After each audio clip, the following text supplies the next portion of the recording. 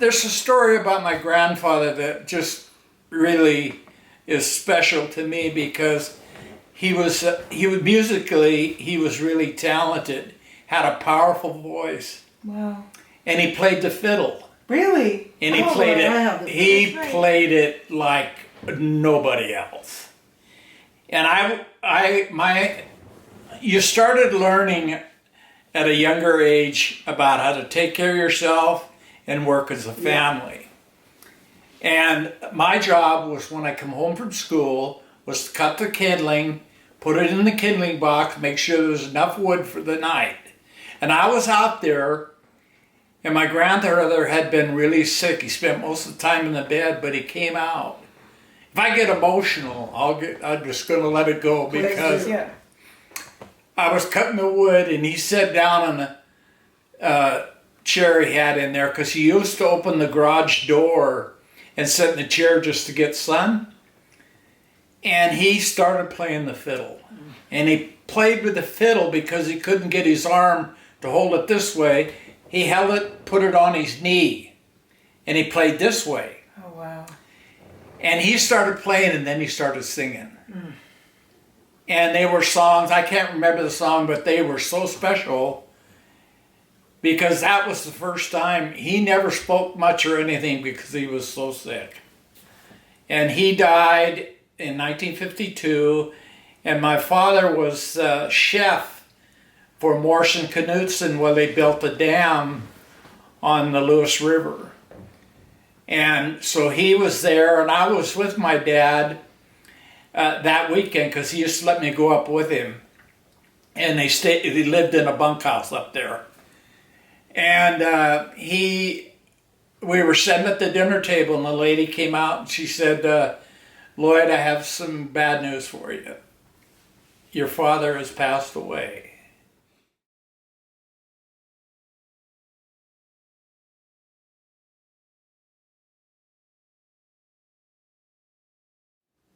The stories that I know about Montana, my dad told me story after story after story, and just put me together about my love for that state, because all the things that he did when he was a kid. His mother and dad, my dad was born almost deaf. He had his eyes shot out when he was a kid, a BB gun. They were shooting at Eric, put his eye out. Well, they said they thought he was dumb, but he was deaf. And they were going to put him in they called them in those days, deaf and dumb school. Yeah, they were? Yes. And so they put him there, and he ran away. He was on his own, and I'm thinking he was about 12 years old. Wow. And he went to a town, I don't know the name of the town, but there was a Chinese restaurant in that town. And the Chinese man who owned the restaurant took him in and taught him how to cook. Well, Grandma taught him how to cook too, but that's where my dad learned how to cook. And finally,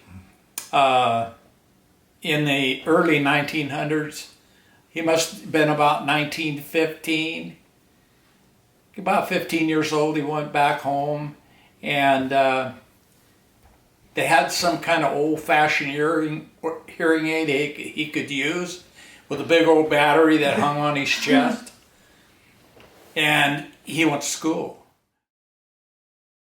No, like, what was your relationship like with your sister growing up? Because she was in charge.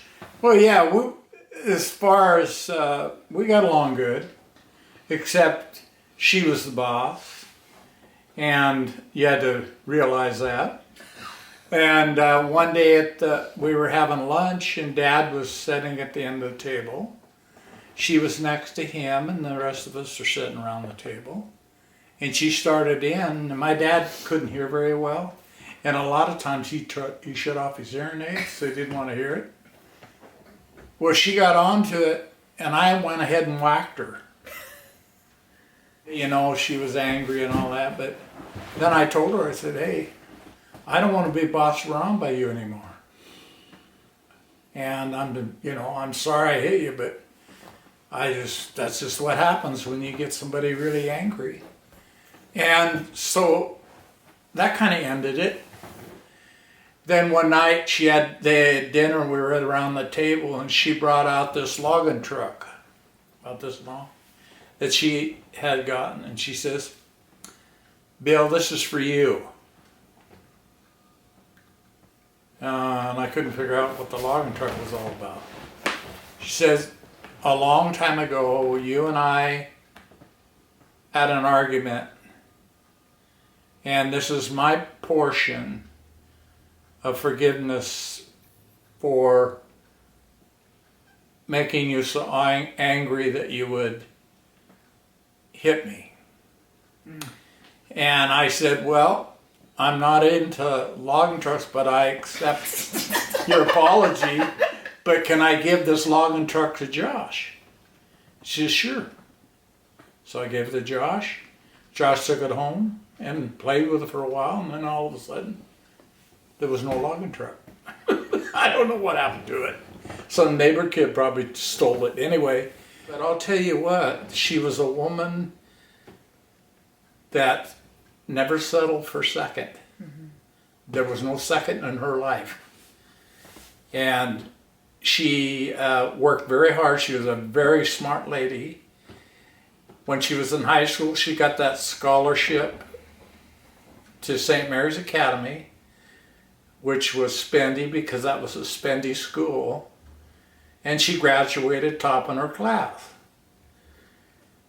But the thing was, when she came home one day, probably in the last week or so of school, she told my dad that she was going to become a nun. My dad was not a Catholic. He totally lost it. He was so upset. Oh, wow. Because she could have went to any school she chose. You always have told me about how you felt a really strong responsibility to keep Joe safe. Yeah. Because he was a lot younger than you. Yeah, I was. Will you tell me a little bit about your relationship with your brother Joe? Yes, I will, because when Joe, I think it was Easter Sunday.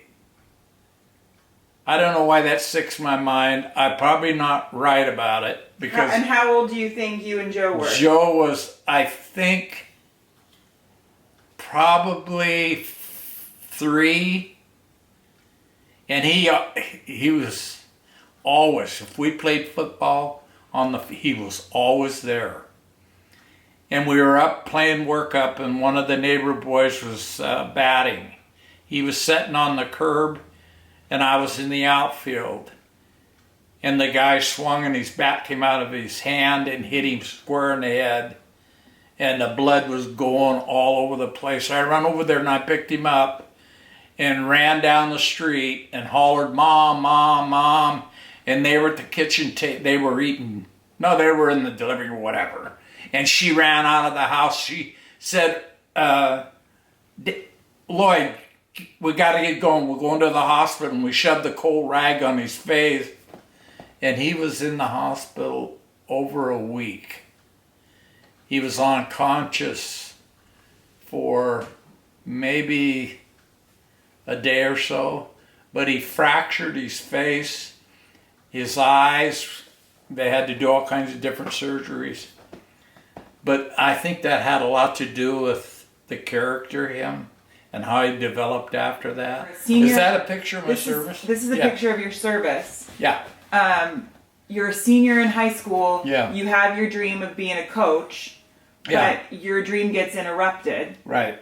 So right. How did that all go down? Yeah. Well, it was graduation night. We graduated. We came back, and my dad had bought 3 cases of beer because he knew all the football players, all the guys I ran around with. And so we all sat in there and had a beer with him. Nobody got drunk, just had a beer with my dad. It's what he wanted. And then they all went, and I stayed and my girlfriend was there, and we visited for a while, and then Mom said, you got a letter from the government, you want to look at it? And I said, sure. She brought it in, and the letter said that Uncle Samsio wants you to report. All of a sudden, everything that you planned, it just went in the toilet. And that night when I was sitting here, that brought that back. I'm not disappointed, because if you stay focused, the direction will change and you'll find other things to do. But you could also spend your life whining and moaning and groaning about what happened. That was just the time that part of my life came forward. And, I didn't have any other option. I had to go. The first trip I made there, we brought back 27 of the first guys that took action when Johnson declared war. Okay. Yeah. We brought them back to Travis, and that was in national news. Were they alive? They were all dead in coffins, covered with flags. But you know something I learned there? The parents showed up. It's unbelievable. The screaming. And you think when you're flying like that, these guys are the same age I am. What was that like It was for a you? waste. It was an absolute total waste. What helped you survive that? How did You you gotta- survive? What? How did you survive that? Stayed focused. And you try to find, what you do is you try to find something, a memory, a good memory, or looking ahead about what you want to do. You get emotionally when you see, and you're there. It's One of the families you were saying just they sit there before the caskets come out.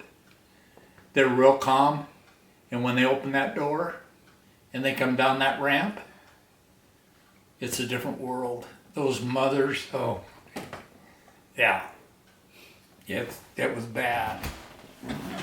Tell me about this picture of your dad. Okay. This would have been 1968. And Beth was just finally out of the hospital. And it was the next weekend afterwards we drove up to see my dad. And because my dad, he loved kids. He did. He was mom. And my dad ended up holding her in his lap until she had to eat again. Mm-hmm. I went outside and was visiting with the neighbors and doing different stuff. Came back in, and he was still holding her. And Beth was the only grandchild that my dad was able to hold. Mm. But if he was alive, he would have held every one of them. Yeah. Yeah. And that was, that was Pops. Yeah. What you remember, if you remember anything about this picture of Granny. I don't remember that, but I know that as you look at this picture, you can see what kind of mother I had. Yeah. And that was Granny. Is that Joyce with her? Yeah, in that that's picture? Joyce. Yep. That's Joyce, and that was Joyce. She was probably 2. Yeah, she knew more about Montana than I did, because she's 5 years older than I am. Oh, she was 5 years old. 5 years, yes. First there was Joyce, and then there was Mary. And Mary died about a year after she was born. Mm-hmm. And then I was born in 42. Mimi was born in 43. Francis was born in 45. John was born in 46.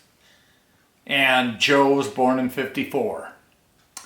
But yeah, my mom was a beautiful lady. Mm-hmm. She was, because the way she was raised had so much to do with the way our children, my children, developed.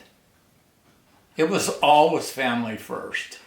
When my mom was growing up, she liked to dance. Mm-hmm. And she was from North Dakota, so they'd poke it. Yeah. But when she met my dad, he knew how to dance. And she started dancing just like he did. And I've had people tell me that knew him. My grandmother told me, your dad was a good dancer. My brother John, he was a good dancer. Oh, really? Yes. He danced on TV. He did? Yes, he did. Well, that show they had in Portland, the dance show that was... like bandstand sort of? Yeah. He danced on that all the time. Yes, he did. I get so excited at night, I'll be sitting there reading or something, and all of a sudden you get this idea or a thought, and I just say, Lori, I am so proud of my kids. They stand up for what they believe. They all are hard workers. Their families are great. And I said, they're dedicated people. And I thought, I wonder how that happened. But Dad, where do you think you get it from? Because I think we get it from you, because you have, we could be, if we wanted to, we could be here for weeks hearing you tell stories. But if you decided you wanted to do something, climb a mountain. Got that from my dad. That's where you got it from? Yeah, Dad, my mom. My mom was so disciplined. Well, also, she was a lover of kids and children, and she always had something good. Oh, yeah. Always.